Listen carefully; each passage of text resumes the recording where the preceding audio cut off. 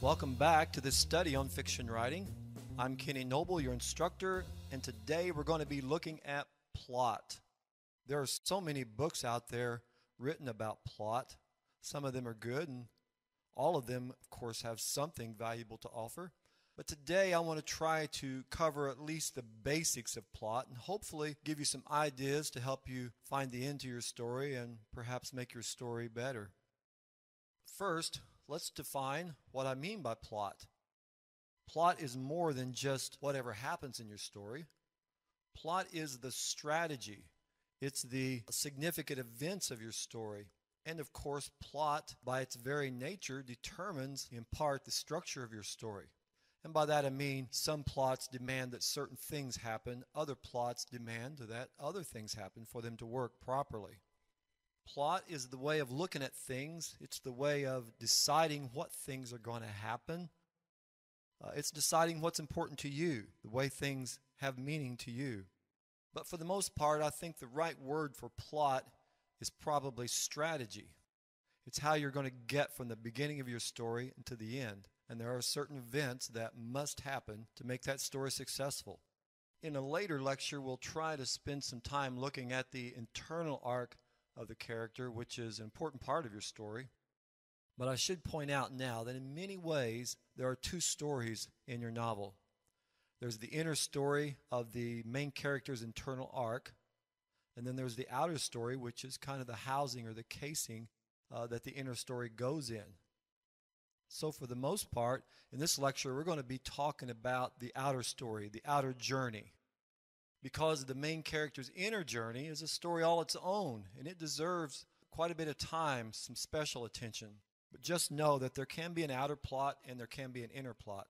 The outer plot is the story itself. The inner plot is the main character's journey, their learning experience. Because in a good story, every main character should change. They're not the same at the end of the story as they were at the beginning. Also, keep in mind that plot is dynamic. It's not static.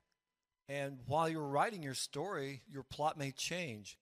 You may come to a place in your story that you'll see something else just has to happen, and that wasn't in your original plans.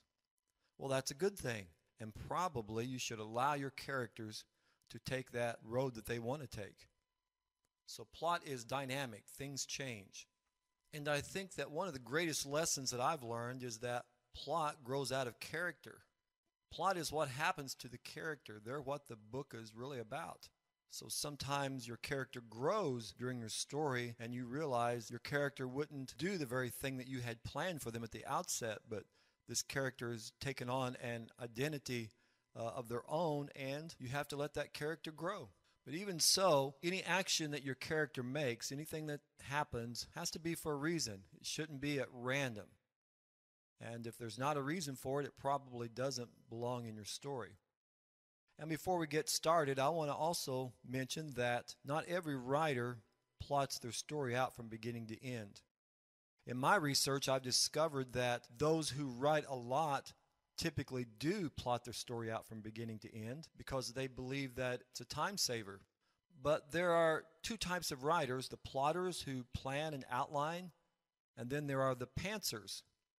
And I think the term comes from those that just write by the seat of their pants. They have an idea, they sit down and start writing their story, and they write it all the way through to the end without doing outlines or thinking a lot about it. What happens, happens. Neither one of these are a better method of writing. However, the pantser probably has to go back and revise their story more, unless they're extremely skilled, whereas the plotter puts the extra work in at the beginning and prep. So neither is better. I prefer the plotter method, but that's my writing style. Each person has to find out what works for them. Someone said that there are really only four basic plots, and that's man against man against God, man against self, and man against the elements. And that does make sense. That simplifies everything, and it seems like that every story could possibly fit in one of those four categories. However, someone else came along and said, well, I think there's more than that. I think there are 12 plots. And each one of those plots can be divided into subplots. And then somebody else come along and said, I think there are 21 plots. And then someone came along and said, there's a maximum of 36 plots. And probably everyone is right. It depends upon what level you want to break the plot down into. So I want to look at a few plots here that I think are important and kind of give you some ideas. Remember, in another lecture we said that you have to have a story problem and you have to have a good story problem. Well, each story problem is going to entail its own plot points. That is, each story problem has certain elements that are by nature part of that story problem. The plot is what characters do in overcoming obstacles in a progression toward a resolution. Characters' motives must be believable because plot isn't just a matter of things happening. Instead, it's a constant progression toward the resolution. First, let's look at the quest plot. The quest plot is the protagonist's search for a person, place, or thing, something tangible, whether it's King Arthur's table searching for the Holy Grail, or it's Indiana Jones searching for the Lost Ark. And the quest plot will always have an element in it which is often referred to as the MacGuffin. The MacGuffin is the element that the protagonist is in search of. It could be another person. It could be something of value. It could actually be an idea or a way of living. And the story isn't really about the MacGuffin so much as it's about the journey and the things that the protagonist learns during the journey of that quest plot. In the story of The Wizard of Oz, Dorothy's quest plot is that she wants to return home. In Disney's Shrek 1, the quest is that Shrek has to save the princess from the fiery dragon. And usually, a hallmark of the quest plot is that there's a companion, there's a sidekick. So in Shrek 1, it was the donkey. In Don Quixote, it was Panza. So by the end of Act 1 in the quest plot, the reader should understand clearly exactly what it is the main character wants. What is their quest? So Act 1 is asking the question. Act 2 is facing the obstacles along the journey. And Act 3 is resolving the quest plot, reaching the goal, and coming to a resolution. Next, let's look at the revenge story. The first stage of the revenge story is the crime. The hero or heroine and their loved ones are established and living happily when suddenly there's a crime that terminates their happiness. Shakespeare's Hamlet is probably the most famous revenge story ever told. And the story opens with Hamlet discovering that his uncle probably killed his father. The second stage of the revenge plot is revenge. The main character plots out or plans some method of revenge. Oftentimes there's a third party in this revenge plot that's trying to stop them from revenge. That could be the sidekick or it could be the antagonist himself. And the third dramatic stage of the revenge plot is the confrontation. The main character faces the person upon whom they want to obtain revenge, and they have their showdown. Next, let's look at the riddle plot. The riddle plot is really a mystery story, and it's really two stories in one. It's the story of what happened and the story of what appears to have happened. And we know by nature that in the riddle plot, things are not what they seem on the surface. There are plenty of clues that lie within the words and the actions of the characters. Oftentimes in the riddle plot, there's a red herring. Something's thrown into the story that appears to be a clue, which really isn't a clue at all. And this red herring has to be handled skillfully because you don't want the reader to be angry because you've misled them. So if you use a red herring, be sure and leave some clear clues that at the end of the story, the reader could look back and say, oh, I should have seen that. I should have seen that coming. So the first dramatic stage of the riddle plot is that something happens. There's a dead body, a bank is robbed, someone's hurt, and there's a mystery that is begging to be solved. The second stage is the processing, the going down dead ends, gathering information, sending out feelers, coming against obstacles. But as the story progresses, they get closer and closer to the truth, to finding out who really done it. And at the same time, the stakes get higher. And finally, in the third dramatic stage of this riddle plot, we discover who done it. We have a resolution. Everything comes to a close. And of course, the author has challenged the reader to try and figure out the riddle before they reach the last page. And it should really come as no surprise to the reader. You don't want a cliche ending, but you also don't want the reader to be disappointed. You want them to look back and say, I should have picked up on that. I should have seen those clues. And always explain the motive of the antagonist. And of course, don't close the story until you've explained the real happening of events as opposed to what looked like happened. Then we have the underdog plot. A good example of this is the famous Cinderella story. And of course, there's dozens and dozens, probably hundreds, of underdog plots that have been made into movies because we like those type of plots. We like that story. We want to hear it again and again. In the underdog plot, things are not equal. There's not a level playing field. The protagonist is at an extreme disadvantage. It looks like there's no way that they can win or overcome their situation. The novel Ben-Hur is a good underdog plot, which was, by the way, the first novel that Sears and Roebuck published in their catalog. The first phase of the underdog plot is usually at the time when we can get a glimpse of the main character's life before they were thrust in this unfavorable condition.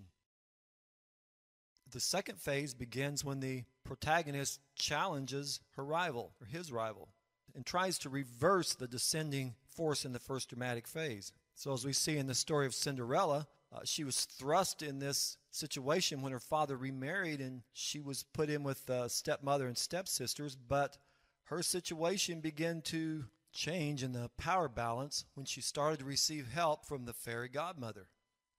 And of course, the third dramatic stage is when the disempowered meets her rival and they're on an equal basis. One of the important things that must be in the underdog plot, the underdog must want to succeed. They must want to get out of their situation. And as I pointed out, the underdog must be unequally matched. Next, there's the rescue plot. The rescue plot is, of course, a physical plot. It's very similar to the escape plot. We have a victim that is stolen away, kidnapped, or taken from their position, and the hero accepts the quest to try to rescue the victim. So the first act is the separation, the second act is the pursuit, and the third act is the confrontation between the protagonist and the antagonist. And in the rescue plot, the protagonist and the antagonist are usually the strongest forces, and the victim usually is the weakest force. Similar to the rescue plot is the escape plot. The escape plot is told from the point of view of the person that has been kidnapped or put in a certain situation. In phase one, the protagonist is imprisoned somehow.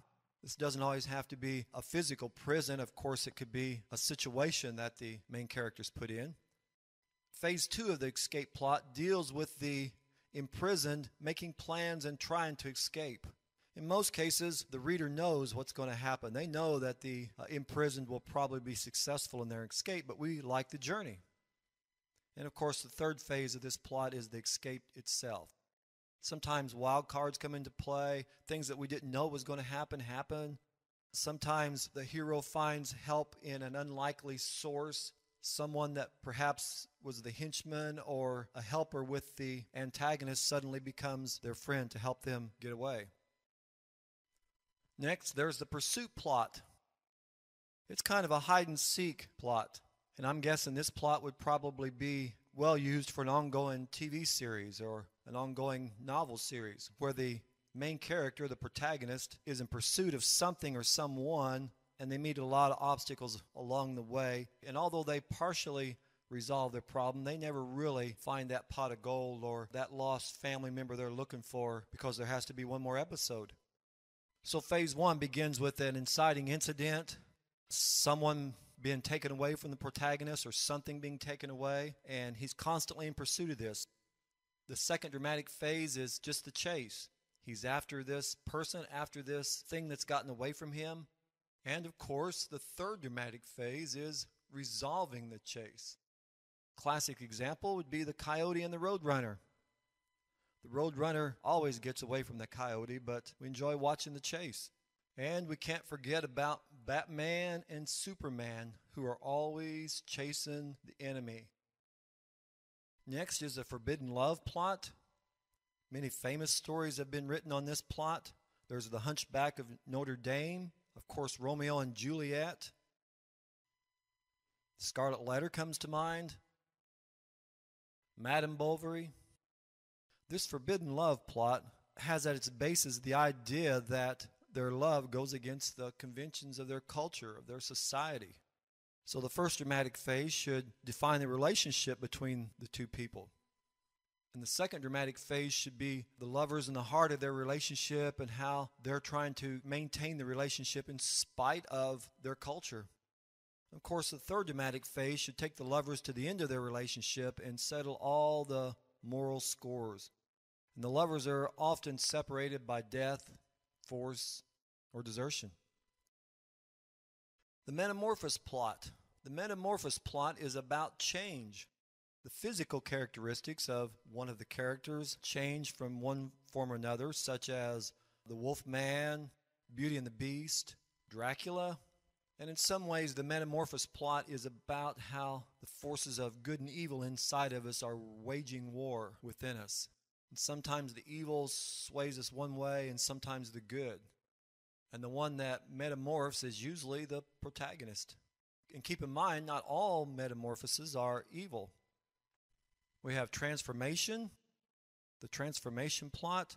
An example of this would be the Red Badge of Courage, in which the hero changes from his cowardly personality at the beginning to more of a hero by the time we reach the end.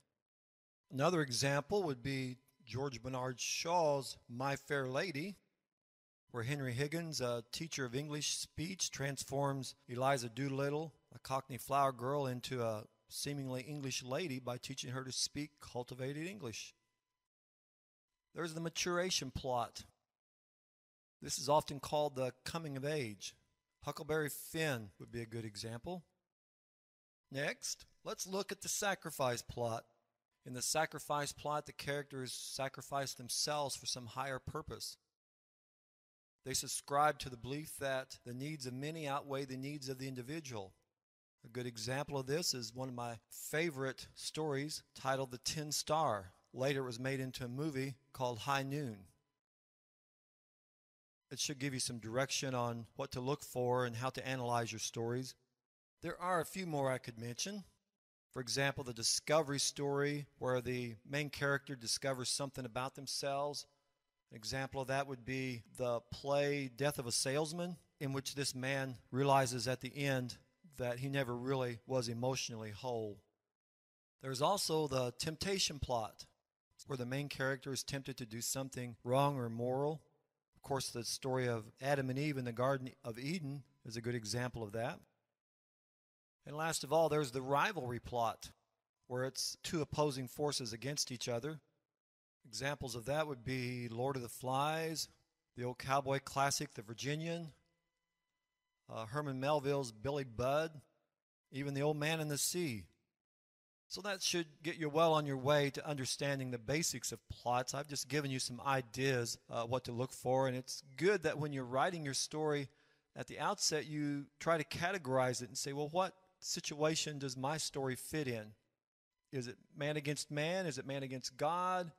How could I divide it down further? Is it a rivalry plot?